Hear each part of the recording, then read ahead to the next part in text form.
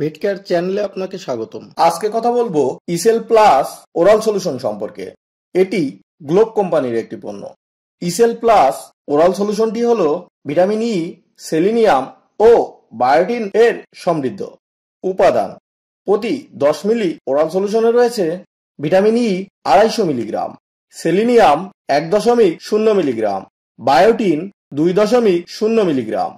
কার্যকারিতা: vitamin E antioxidant হিসেবে কাজ করে, পলি আনস্যাচুরেটেড ফ্যাটি অ্যাসিড থেকে ফ্রি রেডিক্যাল ও হাইপার পারঅক্সাইডের উৎপাদন প্রতিরোধ ও বিলম্বিত করে। পারঅক্সাইডের হ্রাসকৃত উপাদান পলি আনস্যাচুরেটেড ফ্যাটি অ্যাসিড যুক্ত কোষ প্রাচীরের স্থিতি অবস্থা বজায় রাখতে সাহায্য করে। সেলিনিয়াম অত্যাবশ্যকীয় খনিজ যা টিস্যু পারঅক্সাইডের পরিমাণ হ্রাস করে এবং রোগ প্রতিরোধ ক্ষমতা বৃদ্ধি করে। ভিটামিন ই এর সাথে একত্রে ব্যবহারে সাধারণত সিনার্জিস্টিক এবং কখনো কখনো আংশিক প্রতিস্থাপক হিসাবে কাজ করে। নির্দেশনা বা কোন কোন রোগের ক্ষেত্রে বা কোন কোন ক্ষেত্রে ব্যবহার করবেন। গবাদি প্রাণী ও হাঁস মুরগির ভিটামিন ই এবং সেলিনিয়ামের অভাবজনিত রোগ, রোগের লক্ষণ, চিকিৎসায় ইত্যাদি ক্ষেত্রে ব্যবহার করতে পারেন।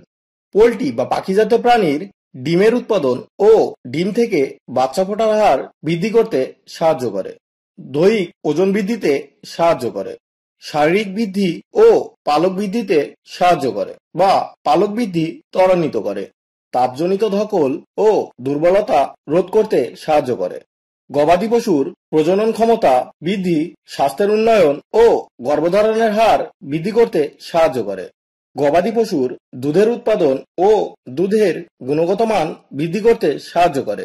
ক্রেজি চিক ডিজিজ, এক্সক্লুডেটিভ ডায়াথেসিস, ম্যাসকুলার ডেস্ট্রফি, উস্কো খুস্কো পালক, হোয়াইট মাসল ডিজিজ, গর্ভফুল না পড়া প্রভৃতি রোগ প্রতিরোধ ও চিকিৎসার ক্ষেত্রে ব্যবহার করতে পারেন। মাত্রা বা প্রয়োগ বিধি: কতটুকু এবং কি পরিমাণে ব্যবহার করবেন। লেয়ার মুরগির ক্ষেত্রে প্রতি 100টি লেয়ার মুরগির বাচ্চার জন্য 5 মিলি করে দিনে একবার খাওয়াতে হবে।